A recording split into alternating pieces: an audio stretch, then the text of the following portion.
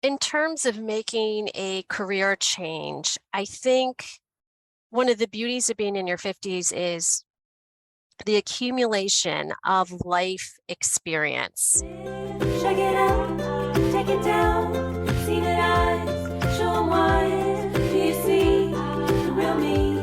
Living proud, living loud, I'm living. Welcome to Living Loud, Living Long. We're a peer community for well living for 50 up women that guides you to become the person you want to be. We are where you go to experience and learn how to create your life without limits, a community of like-minded women who want to lead healthy, active, and fulfilled lives in their second act. We provide you with the learning and support so that you can get that healthy, well-living second act. We thank especially all of our patrons who are providing financial support to bring you these wonderful podcasts that inspire you and give you the learning that you need to see change in your life. We also thank our corporate sponsors, such as Team Vivo, who are partnering with us to spread our message and support us in our podcasts and our other programs that we offer to 50 Up Women. We encourage you, if you enjoy what we are doing, if you like this podcast, show us that you like it by liking, sharing, leaving comments about our great podcasts, and donating by becoming a patron on our Podbean account. You can also learn more at our website, livingloudlivinglong.com, and you can become a corporate sponsor or encourage corporations to sponsor our podcasts and our other activities for 50 Up Women. Jennifer, welcome to Living Loud, Living Long, and we're really excited to be talking with you today about your creative side and your creative life as an artist and transformations that you are looking forward to in your life and your career. Well, thank you so much for having me. This is a topic that means a lot to me, and I have a lot of energy around it. Oh, wonderful. I wanted to start off our conversation today by asking you, when did you realize that you were an artist? And what was happening in your life at the time that played a role in this realization? Well, being able to articulate that someone is an artist is different than doing a lot of art. So I would have to say, despite having my own studio and exhibiting group shows and getting a few awards, I never felt totally comfortable calling myself an artist until my neighbor a few doors up, who used to be an art teacher, she just was relentless about making me define myself as an artist. And that actually felt really good to have someone who was not a family member or a friend, a longtime friend, to really say, hey, Jennifer, you are an artist. I really enjoyed your paintings and your artwork. And one thing I liked was how you dealt with that interface between nature and human construct, like buildings, yet set in this sort of natural setting. And that was really interesting to me.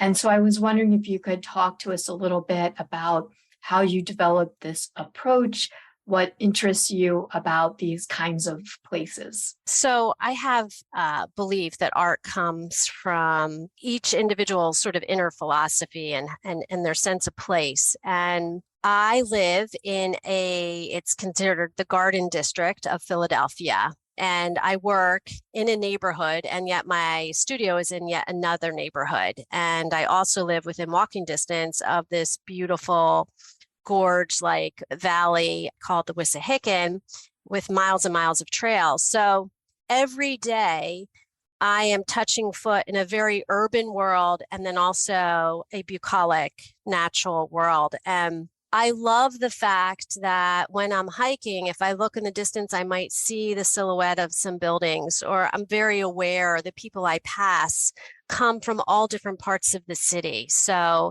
it's its own community, actually, when I'm on the trails. And then when I'm in the city at my studio, a whole different vibe, equally exciting. I like driving by buildings and seeing some that are withering away and crumbling. And I like seeing some graffiti and noticing beautiful Art Deco architecture next to colonial architecture.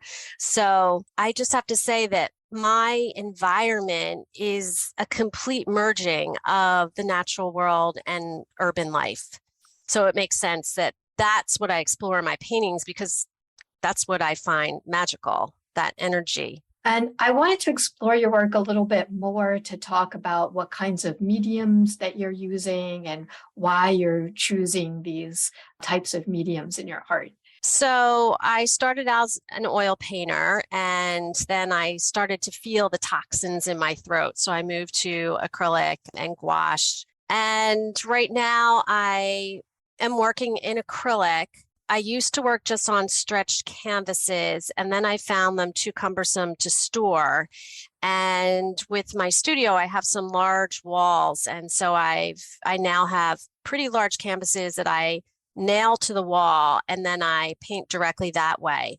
And I love that feeling of just pressing into a wall and knowing that when I'm done, I can roll them up and it's really easy to store and to ship. And then I found this other base that's called Yupo paper, and it's an archival kind of plasticky paper. And I've started painting on that. And what I really love is that the brush strokes and the layers come through in a different way than on canvas. So that's more recent. And then even more recently, in other words, since this past month, I've been working on very large pieces of cardboard that are about 3/4 of an inch thick. So I ordered them specially. They're very thick. And then I've been putting plaster on top of that to texturize it, sometimes in a grid pattern, and then painting landscapes on top of that. Living Loud, Living Long is a community, and we focus on second acts for women 50 and over, and really a lot of learning and sharing, just like we're doing today. And I wanted to talk to you about your thoughts on community for art and other communities within your life that you may explore or enjoy, and how do they help you in your life or in your creativity? In my own life, I feel that communities have evolved. And so I've been really involved in one community at one point, and then it sort of grows into something else. So the way I think of community is really something that expands and continues in ways you can't predict. So in terms of art, it's interesting you bring this up, because one of the reasons I call myself an artist and continue to make art is I love the interaction with other artists and talking about art. And there's different kinds of conversations you can have. Some of them are more factual, sort of an exchange of information. And then there's other conversations that are not only that, they're also an exchange of energy. And they're the ones that I really love, because I leave them feeling inspired, or my mind might go to a new idea. And that's what's really exciting, interacting with other artists. I also wanted to touch on, because at Living Loud, Living Long, we do focus on women 50 and up, when they're often finding that they want to transform their life. Often they're looking to make a new impact, or, some kind of change. It just is a natural transition point. So I was wondering if you have found any changes as you start to go into that 50 and up group. Have you found any changes through your career or your art, or anything that is something that you've noticed as you start to go through this stage?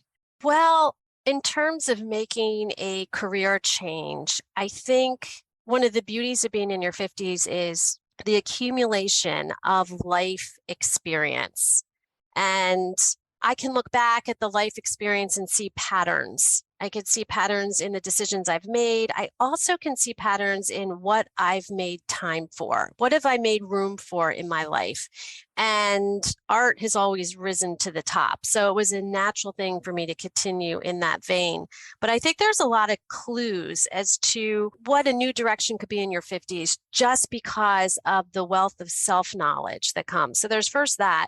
And then the second thing is the sharing of information and being in communities changes. for some reason, the zero-sum attitude, the competitiveness, I feel that was there in your 20s and your 30s and even in your 40s, it doesn't seem as relevant anymore to like my own happiness and my own pursuit. So there's more of a willingness to share, I think, in your 50s, and then also a willingness to take risks that are not about being the expert.